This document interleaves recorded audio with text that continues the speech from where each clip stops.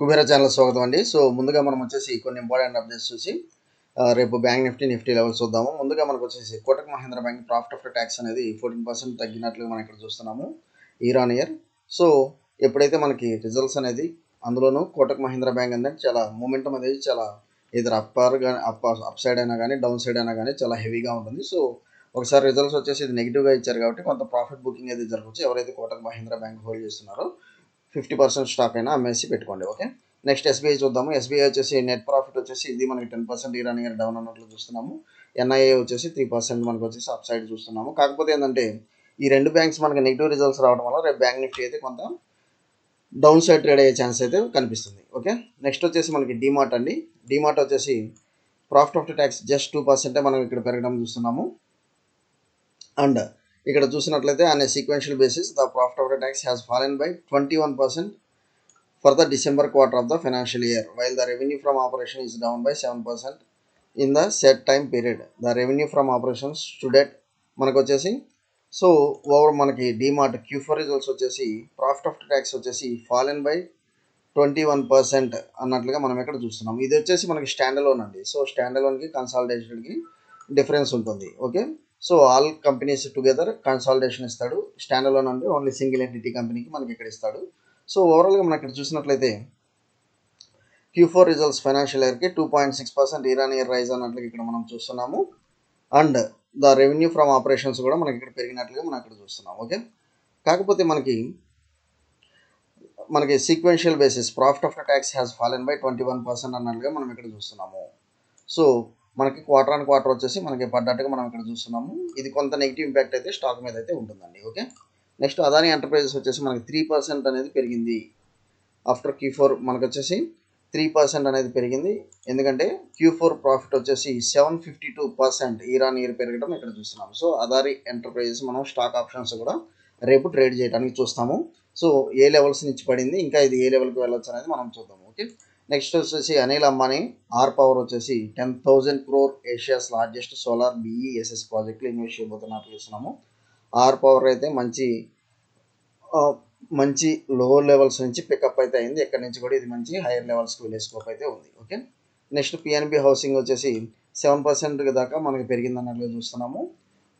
ఇది వచ్చేసి news base అండి. సో ఎవరైతే పిఎన్బి హోల్డ్ చేస్తున్నారో ఎక్కడి నుంచి ఇంకొంచెం మూమెంటం అయితే ఉండొచ్చు అన్నట్లు మనం చూస్తున్నాం. ఓకే, సో ఇప్పుడు లెవెల్స్ చూద్దాము. మేజర్గా మనకి ఫ్రైడే వచ్చేసి నిఫ్టీ 24,356. సో ఆల్మోస్ట్ ఫ్లాట్గానే క్లోజ్ అయింది. కాకపోతే మనకు వచ్చేసి బాగా అప్ సైడ్ మూమెంటం వచ్చేసి లెవెల్స్ మంచిగా బ్రేక్ చేసి అప్ సైడ్ మూమెంటం వెళ్ళి అక్కడి నుంచి మనకి ప్రాఫిట్ బుకింగ్ అయితే జరిగింది. ఎందుకంటే 2 days హాలిడేస్, అందులో మనకి పాకిస్తాన్ ఇండియా కొంత వార్ ఫేవర్ అనేది రన్ అవుతుంది. కాబట్టి ఎప్పుడైతే మనకి గ్యాప్ అప్ అవుతూ ఉంటుందో అక్కడి నుంచి కొంత ప్రాఫిట్ సెల్లింగ్ అయితే జరగడం అనేది చూస్తున్నాము కొన్ని సెషన్స్ నుంచి.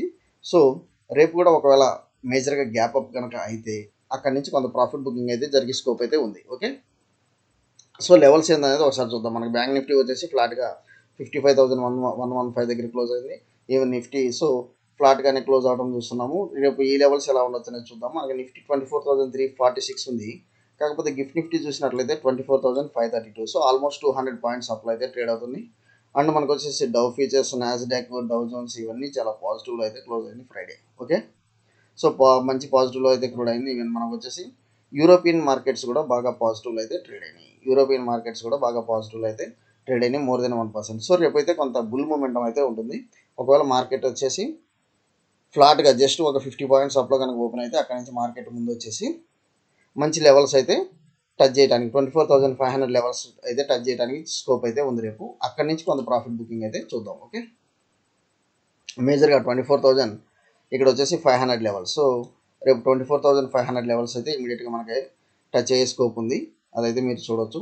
ఇక్కడ నుంచి మనకు వన్స్ ఈ లెవెల్స్ రీచ్ అయిన తర్వాత అగైన్ మనకి 24,500 డౌన్ సైడ్ బ్రేక్అవుట్ ఇస్తే మాత్రం అప్పుడు మీరు పుట్ ఆప్షన్లోకి ఎంటర్ అవ్వచ్చు. ఓకే, ఇక్కడ చూడండి నిఫ్టీ వచ్చేసి సో ఏ లెవెల్స్ మనం అయితే మోస్ట్లీ మొన్న ఈ యొక్క రేంజ్ ఏదైతే ఉందో ఈ యొక్క రేంజ్లోనే క్లోజింగ్ అయితే ఇవ్వడం చూస్తున్నాము కొన్ని సెషన్స్ నుంచి. అండ్ సో మనకు వచ్చేసి 24,000 ఇది చూడండి 24,000 ఈ లెవెల్స్ ఏదైతే ఉందో ఇక్కడ కానీ మంచి సపోర్ట్ లెవెల్స్. సో ఈ లెవెల్స్ ఎప్పుడైతే 24,268 మొన్న ఏ లెవెల్స్ అయితే నేను తీసుకున్నానో అదే లెవెల్స్ నేను రేపటికి కూడా ఉంటున్నాను. 24,268 డౌన్ సైడ్ ఫర్దర్ మనకు వచ్చేసి 24,200 అండ్ దెన్ మనకి ఇంకా డౌన్ సైడ్ స్కోపు ఇక్కడ దాకా కనిపిస్తుంది. కాకపోతే రేపు వచ్చేసి మేజర్గా అయితే అప్ సైడ్ ఉండటమే మనం మార్కెట్లో గమనించబోతున్నాం. అది కూడా మనం వచ్చేసి 24,376 ఎప్పుడైతే మనకి బ్రేక్ అవుతుందో, సో మనకి ఈ లెవెల్స్ ఎప్పుడైతే బ్రేక్ అవుతాయో ఇమీడియట్గా మీరైతే వెళ్ళండి with target of 24,580. Okay, target of అక్కడి నుంచి మళ్ళీ మనకు కొంత వన్స్ మనకి ఇక్కడ ఎప్పుడైతే ఈ లెవెల్స్ వెళ్తుందో ఇక్కడ నుంచి కొంత ప్రాఫిట్ బుకింగ్ అయితే ఉండొచ్చు. ఫస్ట్ వచ్చేసి ఈ లెవెల్ ఎప్పుడైతే 24,376 బ్రేక్ అవుతుందో మీరు వచ్చేసి బయింగ్ సైడ్కి అయితే వెళ్ళండి. ఓకే, నెక్స్ట్ బ్యాంక్ నిఫ్టీ చూద్దాము. సో బ్యాంక్ నిఫ్టీ లెవెల్స్ కూడా మనకి మంచి సపోర్ట్ దగ్గర హాల్ట్ అయిందండి. ఇది 55,000 రౌండ్ ఫిగర్ ఎప్పుడైతే మనకి డౌన్ సైడ్ బ్రేక్ అవుతుందో మంచి లెవెల్స్ అయితే మనకి డౌన్ సైడ్ చూస్తున్నాము. అండ్ మనం 55,000 మనకు వచ్చేసి 286 లెవెల్స్, 55,286 లెవెల్స్ మనకి అప్ సైడ్ బ్రేక్ అయితే మాత్రం మనం వచ్చేసి నియర్ టు ఫస్ట్ టార్గెట్ వచ్చేసి 55,700 అండ్ దెన్ వచ్చేసి మనకు వచ్చేసి 56,000 దాకా అప్ సైడ్ మూమెంటం అయితే కనిపిస్తుంది. ఓకే, సో రేపు వచ్చేసి మోస్ట్లీ మనము ఏ స్టాక్స్ ట్రేడ్ చేయబోతున్నాం అనేది ఒకసారి చూద్దాము. మేజర్గా నాకు వచ్చేసి అదాని ఎంటర్ప్రైజెస్ అనేది కనిపిస్తుంది, ఎందుకంటే మంచి రిజల్ట్స్ అయితే ఇచ్చింది. సో దీన్ని అయితే మోస్ట్లీ రేపు ట్రేడ్ చేయడానికి చూద్దాము. అండ్ మనకు వచ్చేసి చాలా హైస్ నుంచి లోస్కి వచ్చిందండి. ఇక్కడ నుంచి రేపు కనుక మూమెంటం కనుక స్టార్ట్ అయితే మాత్రం మనకి రేపే ఒక 10%, 5 to 10 మనకు వచ్చేసి మోర్ దెన్ 5% ట్రేడ్ అయ్యే స్కోప్ అయితే ఉంది 2,500 లెవెల్స్ దాకా. సో రేపు మీరు ఎలా ట్రేడ్ చేస్తారు దీన్ని అంటే మాత్రం జస్ట్ వచ్చేసి ఒక 15 minutes క్యాండిల్ కూడా ఒకసారి గమనిద్దాము. సో రేపు లోవర్ లెవెల్స్ 22,000 మనకు వచ్చేసి 89. సో జస్ట్ 3 పాయింట్స్ మనకి లోవర్ లెవెల్స్ కనిపిస్తుంది 22,000. ఇది స్టాప్ లాస్. ఒకవేళ మనకు మార్కెట్ కనుక ఈ లెవెల్స్లో 2,300 లెవెల్స్లో కనుక ఓపెన్ అయితే జస్ట్ 10 పాయింట్స్ స్టాప్ లాస్తో కాల్ ఆప్షన్ బై చేయండి విత్ మనకు వచ్చేసి నియర్ టు 5%. అంటే 5% అంటే మనకు వచ్చేసి 100 పాయింట్స్ దాకా మనకు వచ్చేసి ర్యాలీ అయ్యే స్కోప్ అయితే ఉంది Adani Enterprises. And R power వచ్చేసి చాలా ఫాల్ అయింది. చాలా ఫాల్ తర్వాత మనకు వచ్చేసి అగైన్ మనకు మూమెంటం అనేది స్టార్ట్ అయిపోతుంది.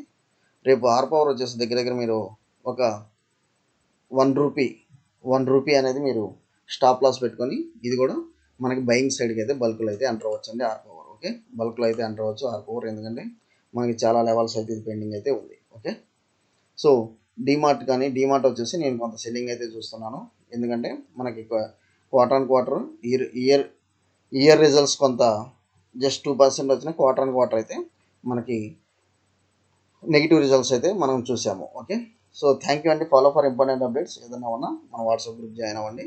సో దానిలో మన అప్డేట్స్ అయితే ఇస్తున్నాను. Thank you.